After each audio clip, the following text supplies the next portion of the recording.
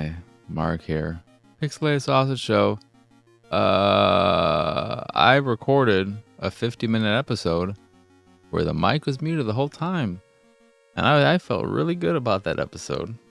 You know what? You're not getting that episode today. And you're never going to get it because it's gone forever. And this show, I am not going to spend too much time on because to redo all of that, it's never going to happen. And I just have to struggle with even getting this out there because people know me and my ways and the way my head works and everything. I am struggling right now to even want to do this. I'm like, just burn it all to the ground, cancel the podcast, end it right here, throw away Pixelated Sausage, just fucking, it's over. We're done. We're over. We're done. I hate everything. Kill me now, please. Please just kill me. But we're not going to do that. We're just going to get this show out the fucking door. The thing is, I don't even know what from the last not recording I want to revisit. I got a new TV. Yay. I can't really utilize it much right now, but I was thinking about how I could take advantage of the instant game view feature of see, this is the problem.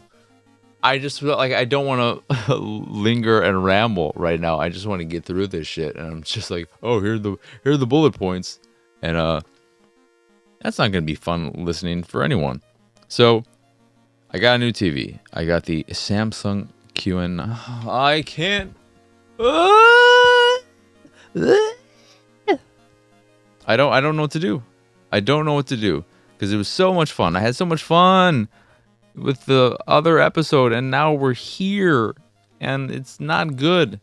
It's all bad. I had so much fun. I was talking about how it's teasing Enchi, and I'm like, oh, Enchi, you want me to get a new TV? I'm not gonna get one. I'm gonna act like I'm gonna get one. I'm gonna ask you questions about this, that, and whatever, and I'm gonna make you think, oh, are they gonna get one? They're not gonna get one. And then we both equally never thought I was actually going to get one. It just so happened that there was an open box excellent version. It's not version, I mean, it's just there was an open box excellent. How do you don't say copy of the TV unit? There was the TV that I've been looking at for however many months at this point, the Samsung QN90B, which has the first ever, to my knowledge, 43-inch TV with pretty much all the bells and whistles you'd want that all the bigger TVs have, because so often I think anything 50 inches and below would miss out on the higher refresh rates and all the other features, the real true HDR or whatever. And the QN90B was not like that. It finally had everything. It has even 144 hertz, I believe, at 1440p or something, because it's meant to be usable as a PC monitor if you want to use it as that in addition to a TV. But it's got, good black levels, and it's just it's basically the best TV I'll ever get in the size I need, which is 43 inches. That's the max I could fit in my room. And so it's something I've been looking at, but it's an expensive TV. However, the Open Box Excellent knocked an additional $300 off of the already $100 off that it always is on its constant sale. It's the Michaels custom framing of sale prices, always $100 off. And then with the additional $300, it was $400 off MSRP. And that was a pretty good deal, especially being Open Box Excellent, which is practically new. And the one I got seemed pretty fucking new in that not even the screws for the stand were open. And the remote control has one of those, because it's a shitty remote control. I hate it functionality wise. It's one of them minimalist bullshit controls that I don't understand why we are going in that direction. for TVs, I can somewhat understand it with something like an Apple TV. But the cool thing about it is that it's solar powered, but it has one of those little pull tabs that you need to take out for it to work. That wasn't removed. So I don't know what the person who bought this TV originally did, if they just bought it and realized it was too small, too big, too this or that, and immediately returned it without even trying it.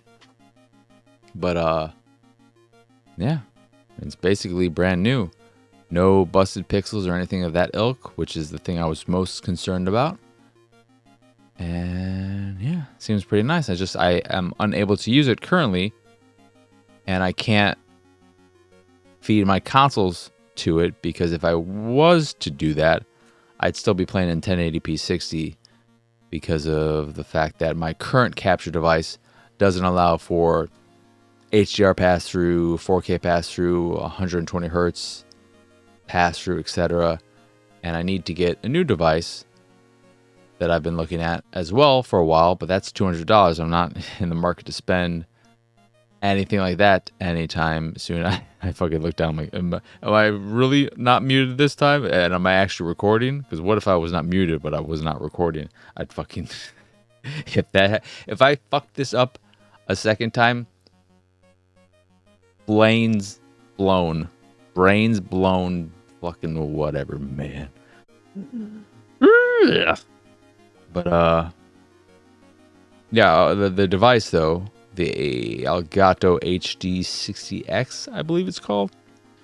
It also comes with the instant game view feature, which is this low latency way of having the footage that's on your TV and the footage that's in the capture window on the software to be basically one for one, so that you could hypothetically game on your monitor as opposed to the TV. And why this would be beneficial, because I was trying to think of any use case I could get out of this, other than not having to put in render delays for my cam and my voice so that it's in sync with the footage you're getting on stream and everything. I realized that with the big TV, there are things that I don't like playing on it. I don't like playing Apex on a big screen at this point. I like having the smaller screen. So I could just, whenever I'm playing that game, play it on the monitor as opposed to the TV. But also, when I'm streaming specifically, I can play on the PC. And in doing that, I could bring back the webcam, because it would be this layout, or I would be positioned in this way, looking at the monitor like I'm looking right now. And one of the reasons why I don't use a webcam is because I'd have to set up a second one in order to find an angle that I feel comfortable with. And this angle, the one that I use for podcasting and chatting on stream, is the angle I feel most comfortable with, and it's why I use it. It's why there is this video version of the podcast, because with my body dysmorphia and everything, I hate the way I look. I think I'm incredibly ugly, but I think at this angle, I look okay. I look not vomit inducing at this angle. So if I had that instant game view thing and everything, I'd be able to use this angle and it would be good. So that's something that I could humor as well, which would be cool to do. But that's not something I'll be purchasing anytime soon, unless of course the Patreon exploded. You wanna see me when I'm streaming?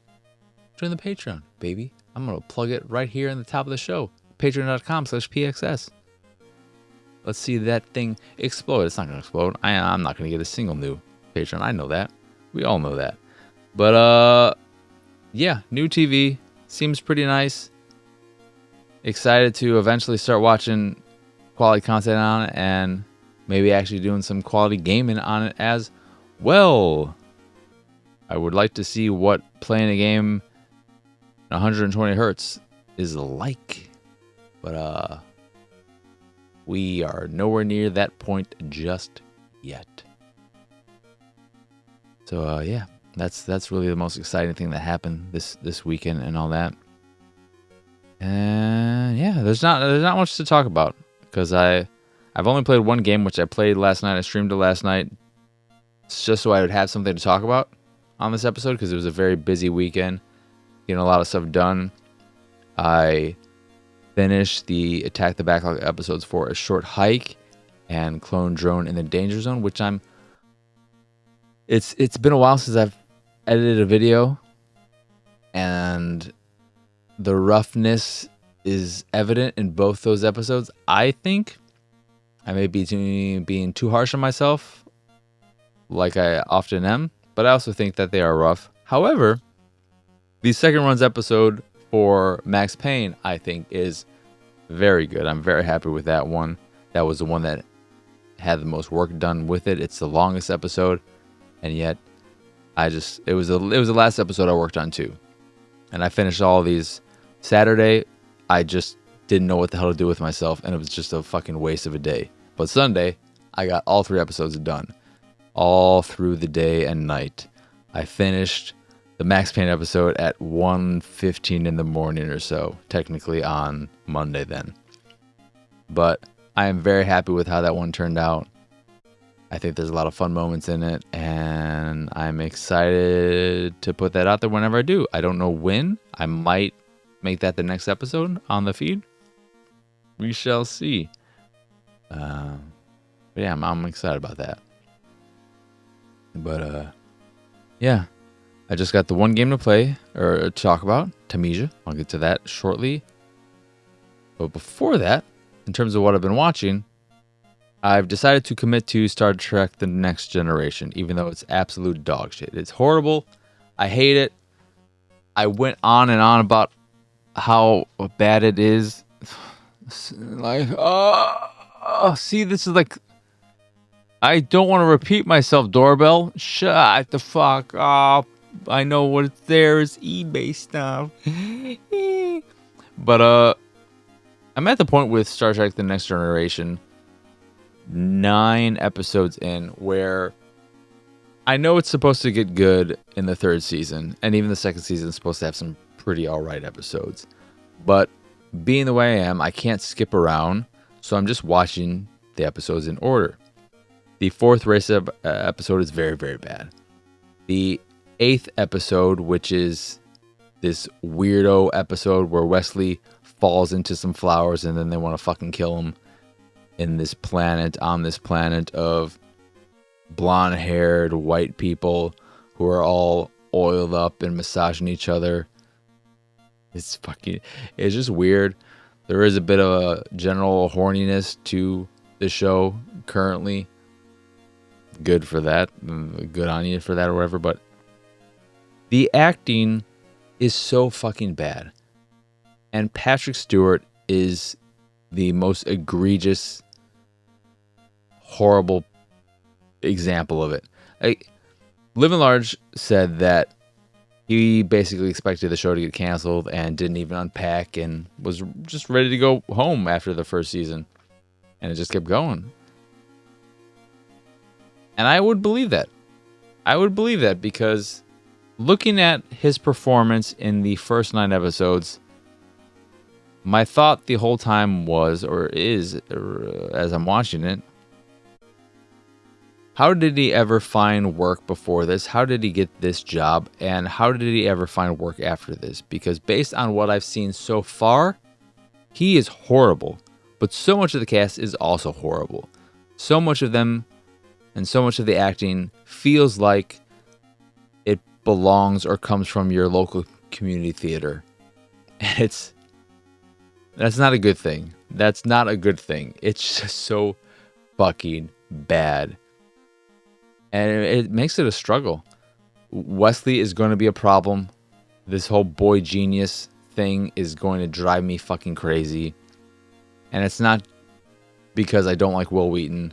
I think Will Wheaton, he's done some good out there.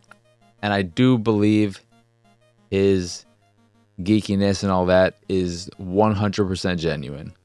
And like the good he's done I don't know if he still does this, but that board game show he did, the tabletop show he did, I think that did a lot to bring in new people to that particular scene, that hobby.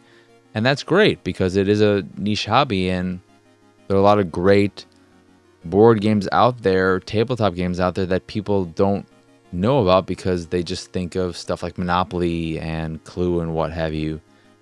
And opening that hobby up to a lot more people is something I really appreciate. But there's also a smugness to him. Like he's a smug nerd. At least that's how he comes across. That's the vibe I get. And it just irks me. It rubs me the wrong way. And I don't like being rubbed in general, but especially not in the wrong way. But yeah, he's going to be a problem. I'm happy that at least Tasha, or whatever her name is, a security lady, she only lasts for 26 or so episodes. When I found out that she is not in the whole thing, that made struggling through these early episodes all right. And I'm just going to be watching it while I'm exercising, where I'm not going to give it my full attention until it gets to a point where it deserves it, and then maybe I'll watch it outside of that. But I'm committed. I'm committed to... It's a struggle. There are times where I'm like, do I want to be committed? And I don't know if I do, but we're saying we are committed, at least right now. And then the other show I started watching is Lost. I'm 5 episodes in now, and it's very, very good. The 2-part pilot is maybe the best pilot I've ever seen. It is so well shot and staged. The cinematography is great. The way it follows characters, the camera movement just in general is so good and does a great job of immersing you in this world, this story, getting you invested in it, making you want to keep watching, keeping you at the edge of your seat. Does a great job of slowly revealing moments and scenes and situations. It's just such a well crafted and put together episode, 2-part episode. And the show continues that after the pilot. It's just very well put together. There's a lot of stuff going on, a lot of characters, and I'm curious to see where it goes. I know very little about the show, actually. I somehow managed to be relatively unspoiled. I know that it ends in the church or whatever.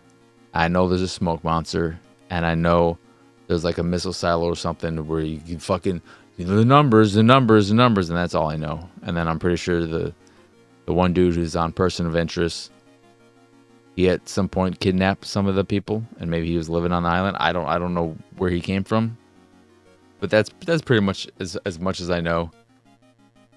And I'm excited to learn more though. I was gonna watch it with my dad, but I told him I'd watch like 2 episodes a day, and then he watched 7 episodes the first day.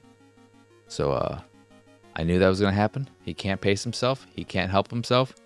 So there's no way we're gonna be aligned and be able to talk about it. So I'm just gonna be watching Lost by myself. It is what it is. Oh well. But that's it in terms of what I've been watching. So let us get on to what I've been playing. I hope that all of this is... I'm so concerned that, like, because I can't bring myself to redo the show at its high quality of the Lost recording.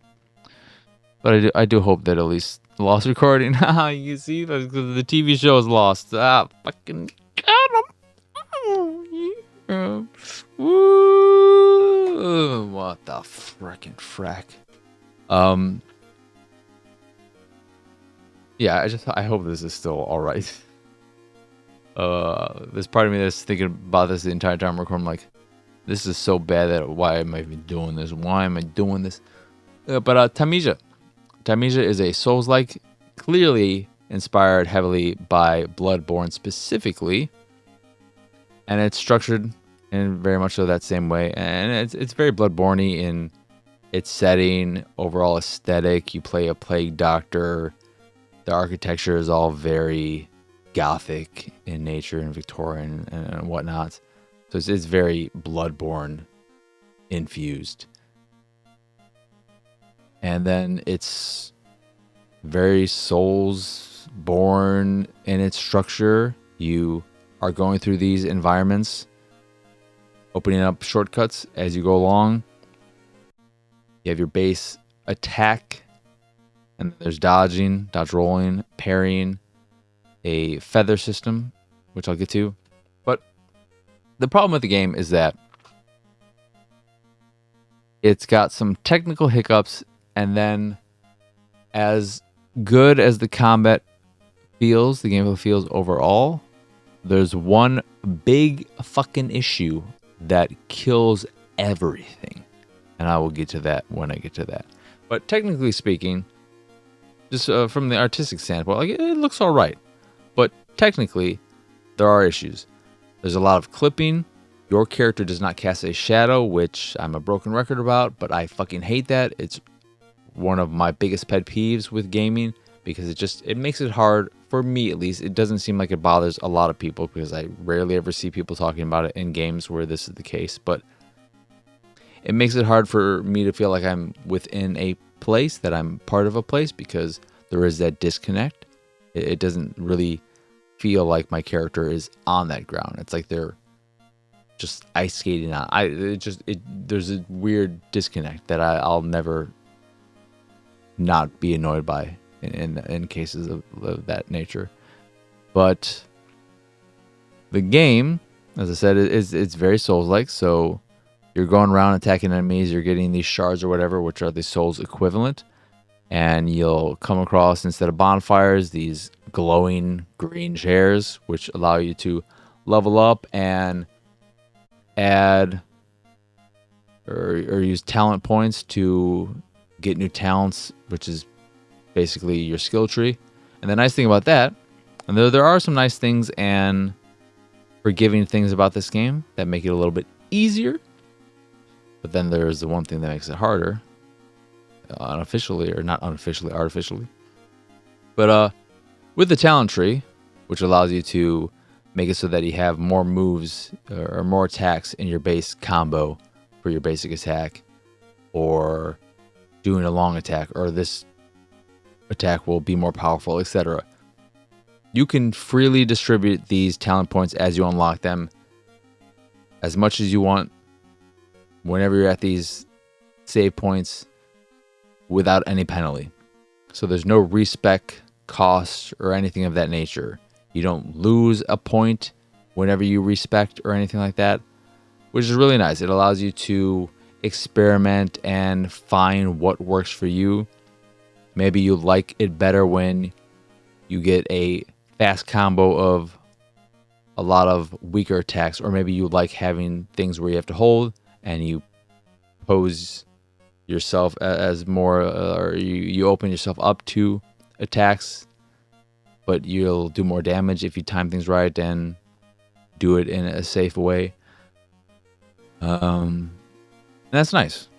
It's nice when a game allows you to do stuff like that, especially because how else are you going to know if something feels right for you or not? And in addition to that, another way the game is very forgiving is that in games like this, a big part of the combat is your stamina system.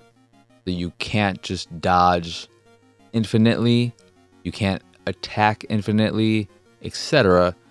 In addition to the timing of dodging or parrying or whatever, you also just worry about your base stamina, because if you keep doing this, that, and whatever, you're going to get tired and you're not going to be able to do anything. There's no stamina system in Thymesia. You can dodge infinitely as much as you want without penalty. You can attack as much as you want infinitely without penalty.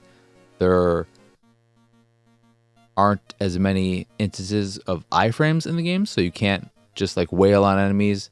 You don't cancel their animations either when you're attacking, so you can't just wail on an enemy and constantly cancel their animation or something like that. So there's still things that you have to pay attention to, and you can't just abuse this system. But the fact that there is no stamina system is probably the way in which the gameplay itself is super, super, almost ridiculously forgiving. But then it makes up for it by having a broken timing system for parrying, deflecting, and specifically this feather system, which is how you counter unblockable, unparryable attacks from the tougher enemies. Because most enemies you're able to just attack and then dodge roll all the way and it's fine. You don't have to worry about it. And when you unlock the longer distance dodge, it becomes even easier to avoid attacks. Though the lock-on feature is weird in that instead of it just being more of a focused camera, it's kind of like a tethering system. So there were instances where I'd want to dodge out of the way, but when I was dodging, instead of dodging where I wanted to, it dodged me in this weird angle because it wanted me to stay within a certain range of an enemy via this tethering lock-on. Did not like that. That felt really bad. So I don't know how much I would use the lock-on feature in any future play. Not that I'm going to keep playing. I'll get to why very shortly. And then also the camera itself, especially in tight places, can lose its fucking mind, and it can be hard to see anything. There are instances where the camera would get like super zoomed in, and I couldn't see anything. If two enemies got up on me in a corner, I'd have to attack my way out. You can't dodge roll through them to get out of that situation, which could be frustrating, especially if that happens when the camera does its thing and you can't see anything and you don't actually know what's going on. But the problem with the game is the timing, and especially with the feather attacks. So with bigger enemies, they'll attack you and do all these things that some you can dodge roll away, some you can deflect. But then if they glow green, that means they're about to do a special attack that you can't dodge or block or parry or counter in any way other than your feather ability, which is where you throw a feather at an enemy and that'll stun them and allow you to counter them. It'll also do wound damage. And wound damage is one of the more interesting aspects of combat in Thymesia, where everyone's enemy health bars, they're white, and when you attack them with just your base attack, you'll do damage, and in some cases it'll be permanent, and that'll just like show you like black on the bar. But if the white turns to a greenish blue, turquoise, but it's more leaning towards green, that's wound damage. They can heal that back. And this is where the claw attacks on the right trigger, so your regular attacks are the right bumper. The feather you shoot is on the left bumper, or the left trigger. But the right trigger is your claw attack. And this is a special attack that is especially useful for making wound damage permanent. And I like this system. It's pretty basic, but it feels good. It makes it feel somewhat unique. It makes Thymesia feel like it has somewhat of its own identity. But with the feathering system, not the feathering system, but the feather system of countering, the game itself says to throw this feather at an enemy right before the point of impact, right before they're about to hit Corvus, your character. That's when you want to throw the feather to counter them, and that'll open them up for a counter attack. It'll also do a bit of wound damage. But the problem is it's incredibly inconsistent and seemingly different from enemy to enemy. The first enemy that attacked me in that way, it seemed like the most reliable timing for using the feather was not when they were about to hit me, because that never worked, but at the very beginning of the animation of their attack. So after they glowed green and made me aware that they were about to attack using the special thing, the moment at which they initiated that attack animation, that's when I should throw the feather to stun them. And that worked a decent amount of the time, but not all the time. I could not find a consistent point at which it always worked for them. But that seemed to be overall pretty consistent. And then with the next enemy that I dealt with that attacked with this special unblockable attack, it seemed like that enemy actually wanted me to counter and throw the feather at them right before they hit me with their attack, as opposed to at the beginning of that animation. But not all the time. It didn't work all the time.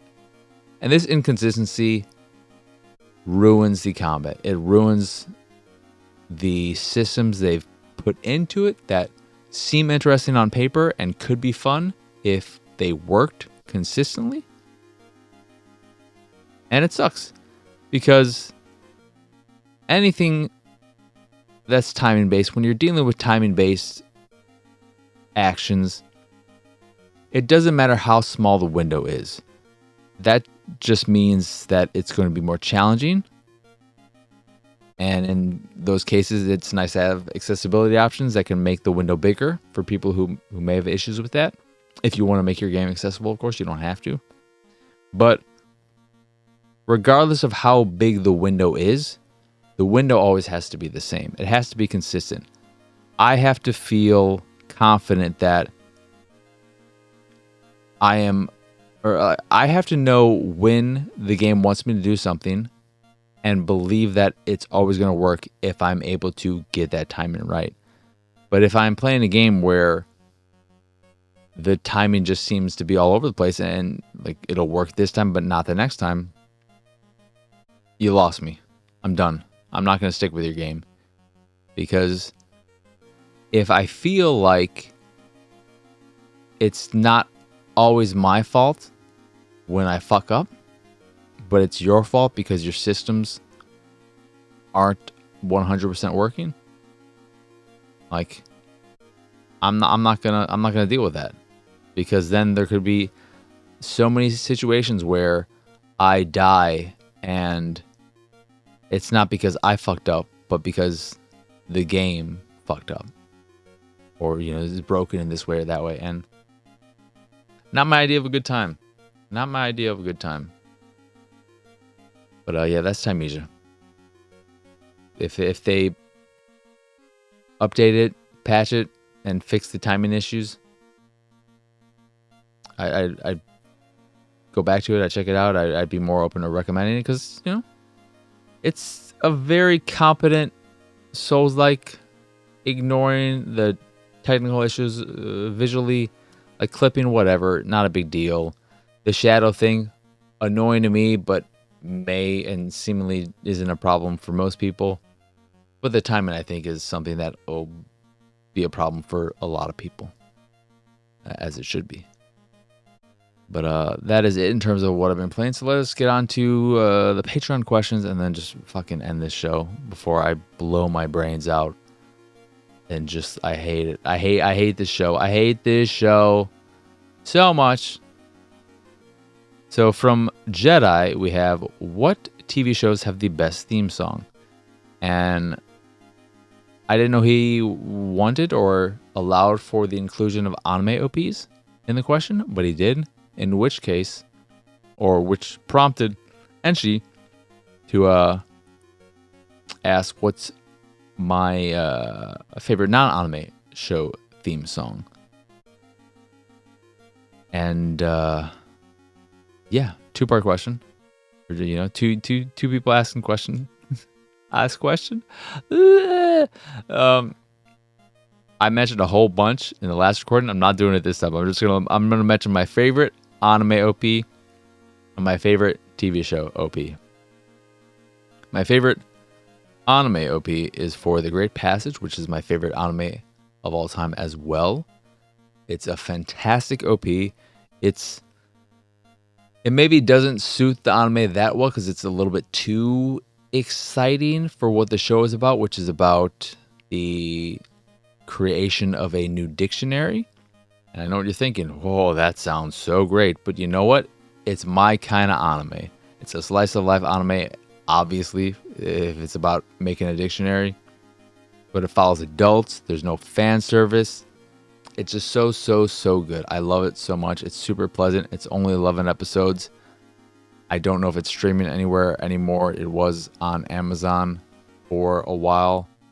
It's on Plex, I believe. I own it. I don't know if I put it on Plex. There are a few issues with the subtitles at certain points, but yeah, me mentioning Plex is something that like, what does that matter to me for most people? But you know, Jedi, it's so good though, and I fucking love the OP. And then for regular TV shows, I didn't really think about picking a favorite or just one. And I didn't want to pick something that was just a song that a show is using.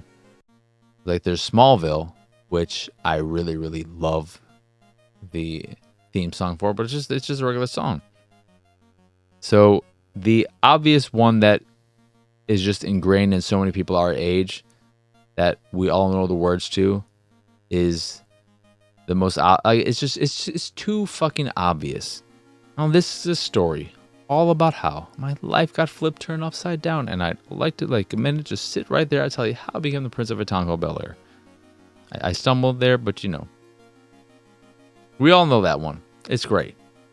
But if I had to pick just one,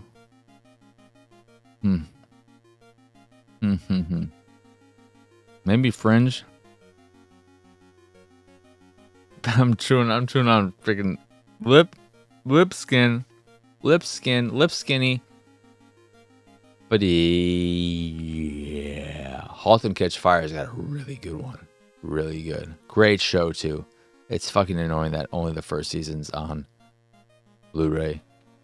You know it doesn't have a good theme song? Lost, because it doesn't have one at all. Is there anything else? The fucking Big Bang Theory one is in my head right now, and it's driving me crazy that I'm thinking of that. Go to hell me, go to hell everyone. I'm gonna say Fringe, because Fringe was very good. I like musical non-worded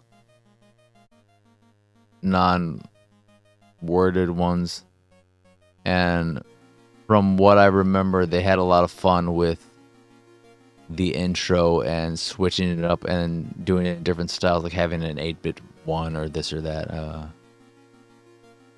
So I'm just gonna say Fringe, because Fringe is also a very, very good show. Fringe, maybe my favorite sci-fi show.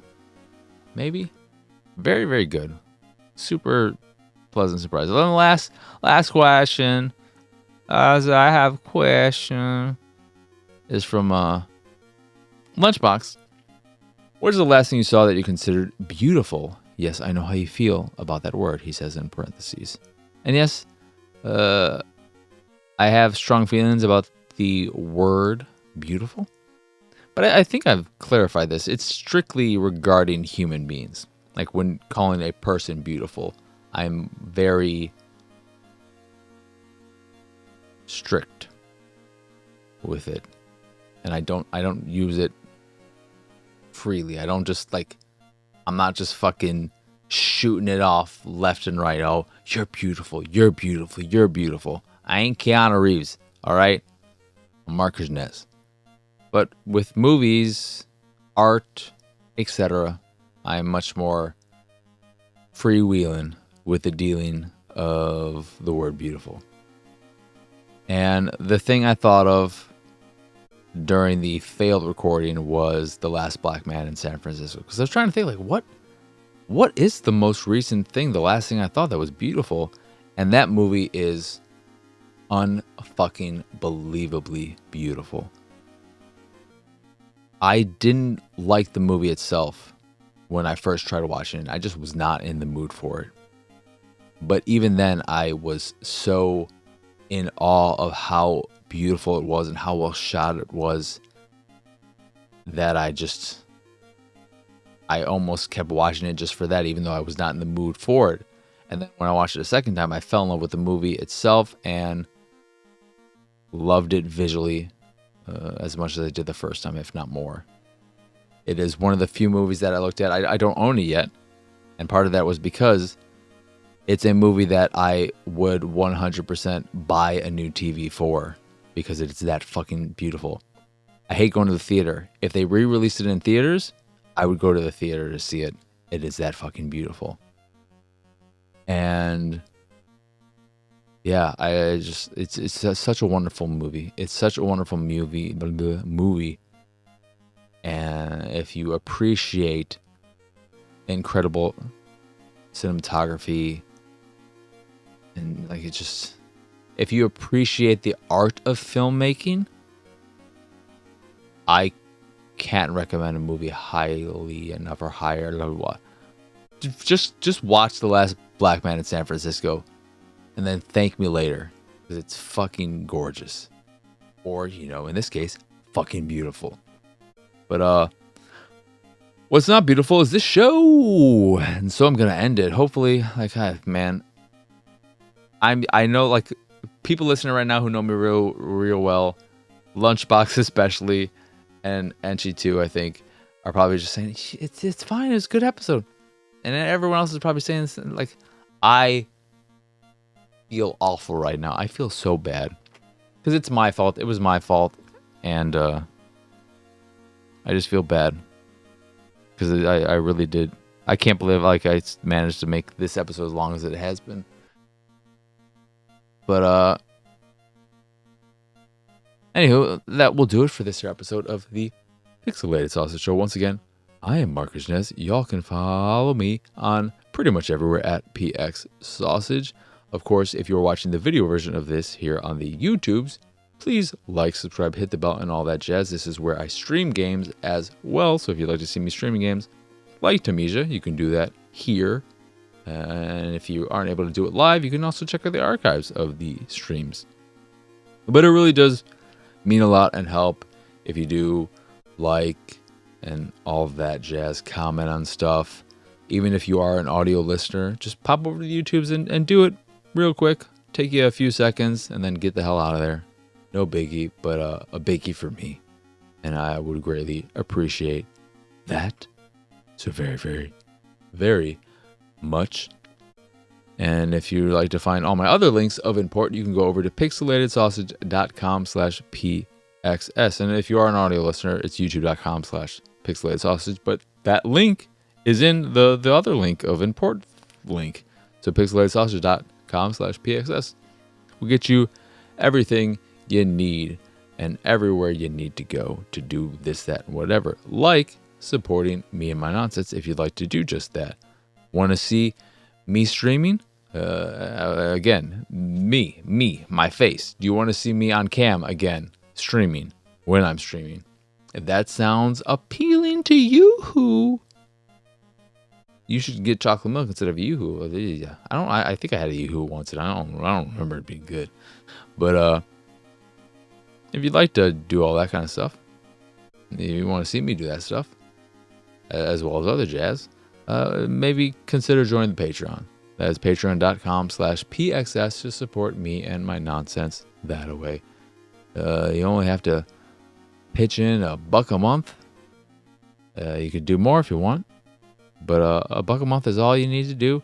And then you'll be able to ask me dumb questions for me to answer on this show, become an approved user on the YouTubes, and occasionally get teases of upcoming content. Like the stuff for Attack the Backlog and second runs, etc., which may also be appealing. I don't know. That is, again, patreon.com/pxs. But that'll do it. Hopefully, again, I hope this was good enough. But as always, thank you for watching or listening. I hope you enjoy this here episode. I really fucking hope you do, man. I hope so bad. I hope you like this show. Adios. Bye-bye. Ho ho. Hee hee. How do I do this? Oh, yeah. I hope you enjoyed this here episode. And I hope you have a wonderful, wonderful rest of your day. Bye.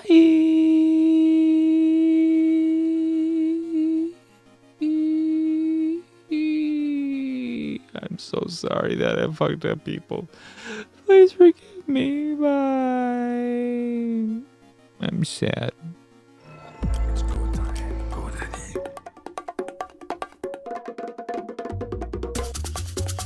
It's go time.